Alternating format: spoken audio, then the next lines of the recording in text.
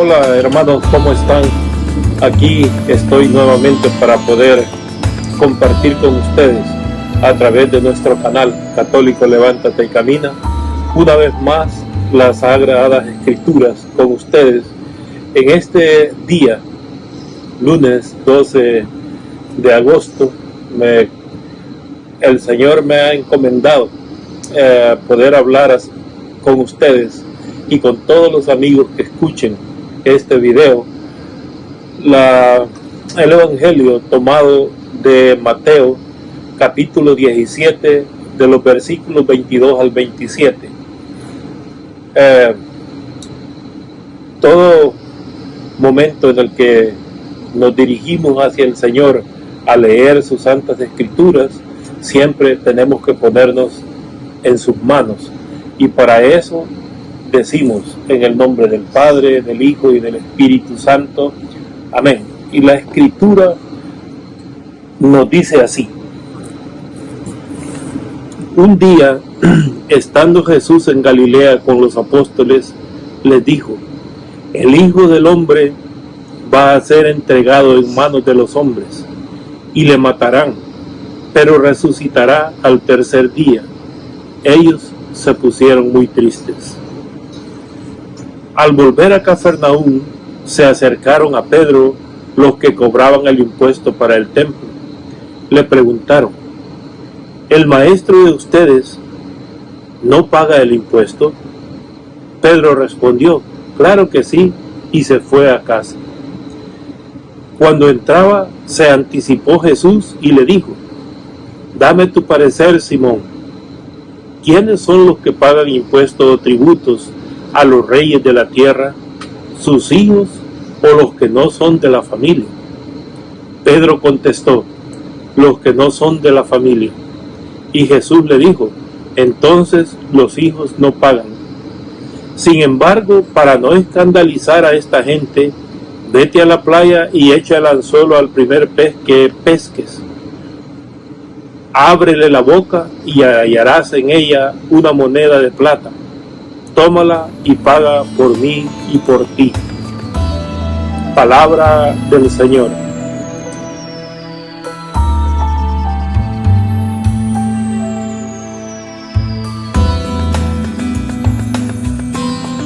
Ahora, hermanos, vamos a reflexionar acerca de esta bendita palabra del Señor, la que nos ha regalado en este día, y lo que nos trae como, digamos, como algo bien importante de reconocer en este momento, es que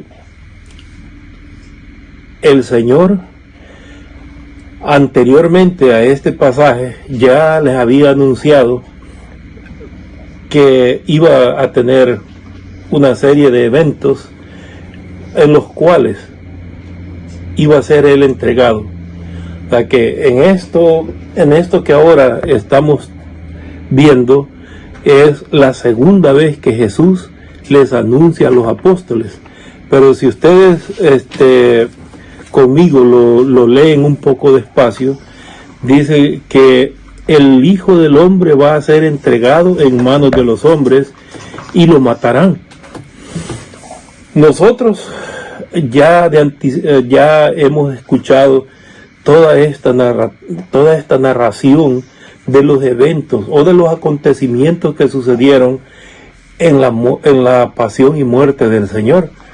Pero en aquel momento los apóstoles, a pesar de estar con Jesús día a día, todavía ellos, y era la segunda vez que el Señor les estaba explicando qué es lo que iba a suceder en un futuro cercano a Él, ellos todavía no entendieron.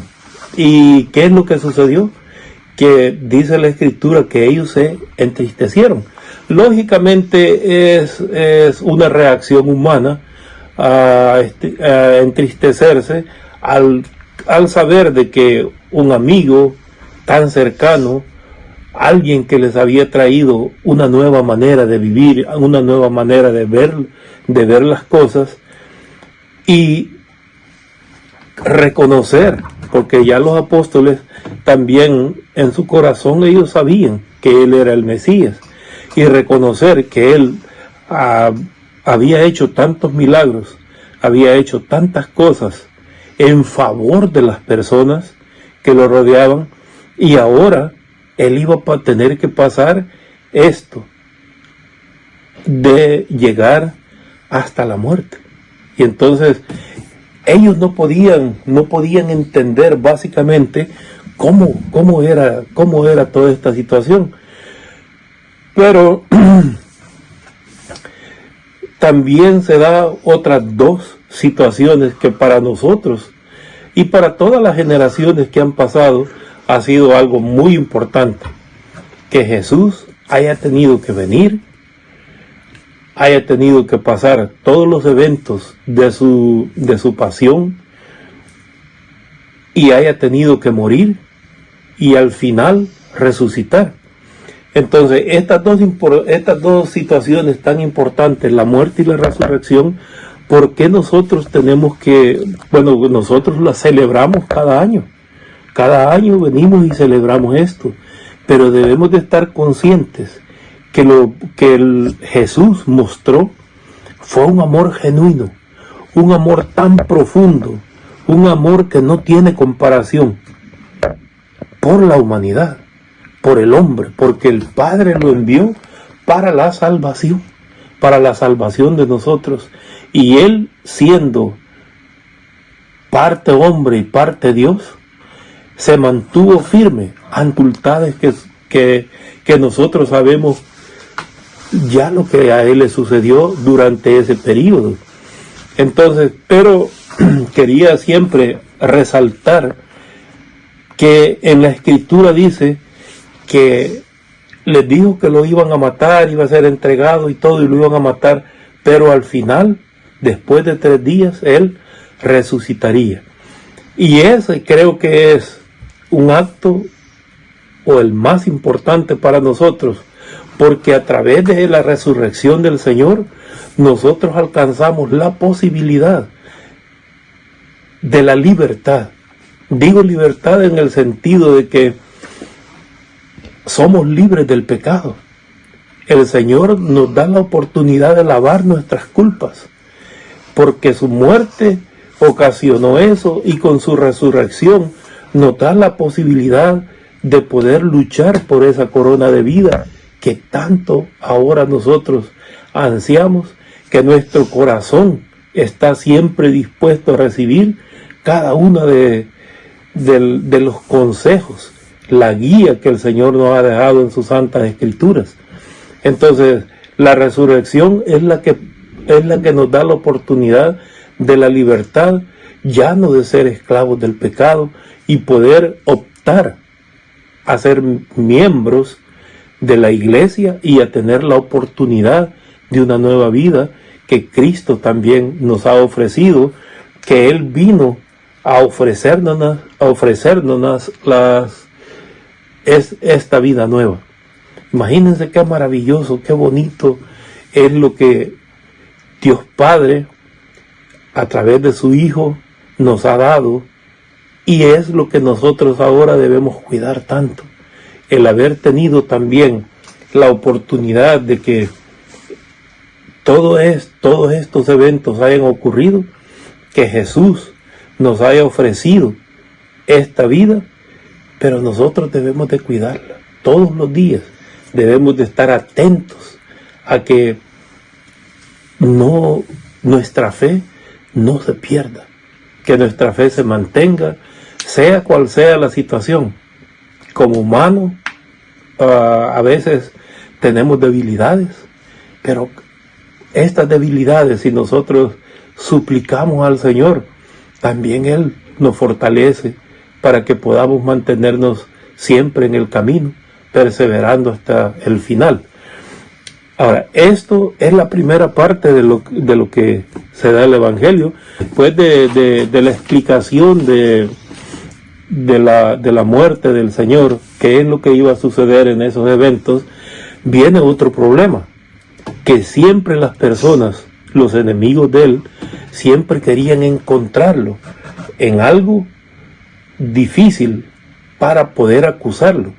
Pero el Señor, con su santísima inteligencia, nunca permitió que esas cosas sucedieran, para que nunca lo pudieran acusar de nada.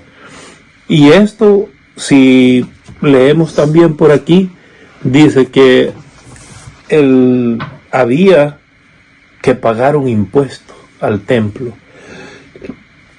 Pero ¿desde dónde viene esto del impuesto al templo? Había una costumbre, digamos ya por tradición, de que para mantener el templo en Jerusalén, todos los judíos que vivían a donde fuera, porque si también aquí hay que recordar que los judíos en esa época estaban bajo el yugo romano. Entonces, pero todos a su vez tomaron esa costumbre de pagar un impuesto para el mantenimiento del templo. Y el dinero que se usaba en aquella época era el dracma, que era básicamente el nombre del dinero que utilizaban en Grecia, que eran los griegos. Entonces, de esto resulta que hay enemigos.